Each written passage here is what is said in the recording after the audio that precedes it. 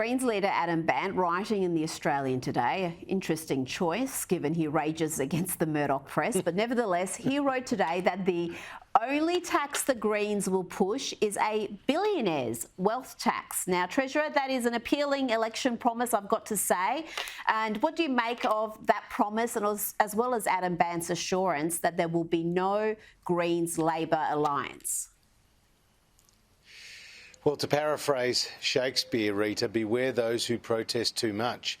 Both Anthony Albanese and Adam Bandt, peas in a pod, have gone out of their way to say they won't go into coalition together should there be a hung parliament. But we do know that that's what happened in the past.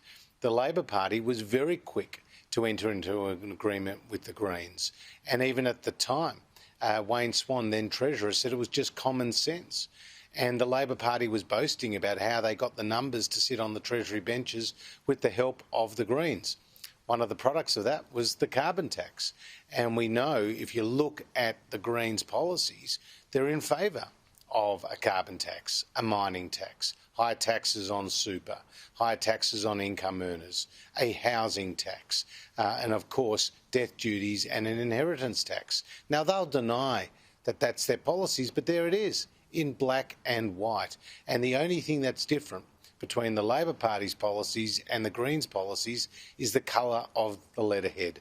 Just look at Anthony Albanese's track record, Rita. At the last election, he backed in all those high taxes, $387 billion of high taxes. Just look at his track record before he went into Parliament and indeed when he went into Parliament. He's been talking about wealth taxes. He's been talking about inheritance taxes. These are the things that he believes in, and he wants the Australian people to forget that he ever said those words.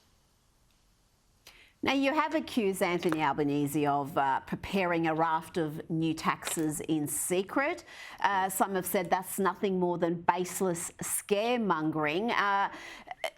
What do you see him doing as far as family trusts go, as far as negative gearing, capital gains tax? Where do you see those policy decisions being made?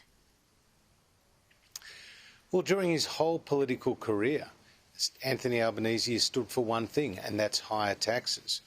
He's on the record of supporting the carbon tax and the mining tax. He's talked about the congestion tax. He's obviously very proud of the policies that the Labor Party took to the last election, which included a retirees tax, a housing tax, high taxes on super, high taxes on income earners, and that family business tax he just talked about.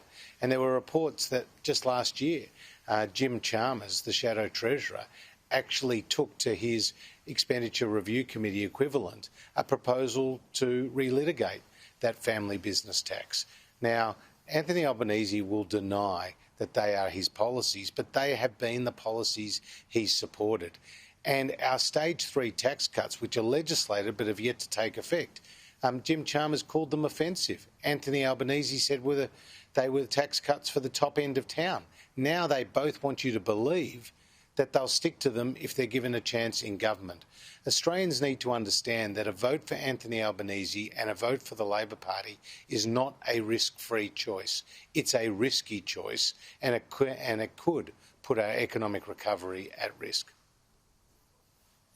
Now, of course, we've got a lot of so-called independents contesting seats this coming election.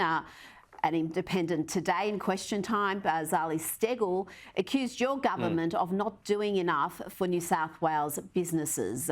What's your response to that? Because there is this perception that the state governments have done the heavy lifting and the federal government hasn't helped out as much as it could. Well, firstly, these voices of campaigns are not real independents. They're voices of the Labor Party. And the fact is, in many electorates, including mine, you have an independent who was a former member of the Labor Party.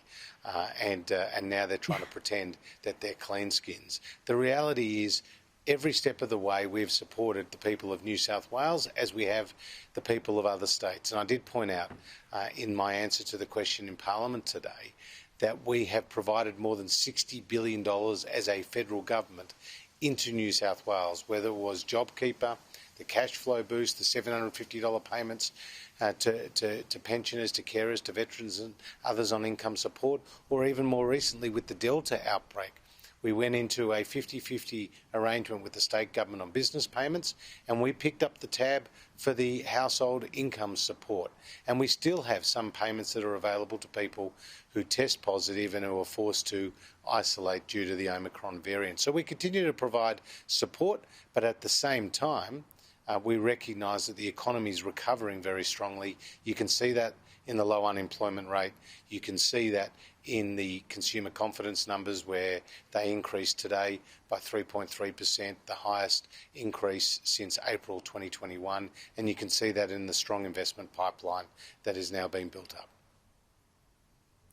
And lastly, before I let you go, have you spoken directly with Jason Falinski as to whether he supports an inheritance tax? That was what was the front page of the Australian Financial Review said today. Would have alarmed a lot of coalition voters. What's happening there? Well, Jason put out a piece on social media today where he made it very clear he's never ever supported such a tax, and in fact he's actually been in favour of lower taxes. And the person who's on the record, though, of supporting an inheritance tax is Anthony Albanese. And as I pointed out in my own article in The Australian, Anthony Albanese made a speech where he said, "Comrade Chair," and he went on to call upon the government at the time to introduce an inheritance tax. And would you believe Andrew Leigh has written how the Anthony Albanese supporters have been known as the Bolsheviks? Well, you can see that in the language that Albanese has actually used. So people need to know that the upcoming election is a choice between a coalition of the Liberal and National parties and a coalition between the Labor Party and the Greens. Now, the Labor Party and the Greens will deny the recent past where they did enter into a formal agreement, and they'll deny the current policy settings where they are heavily aligned, particularly on tax. And we need to know, the Australian people need to know, that come a hung parliament, come the first opportunity, there will be a Labor-Greens alliance in government, and that would be devastating for the economy. Treasurer Frydenberg, thank you for joining me today. My pleasure.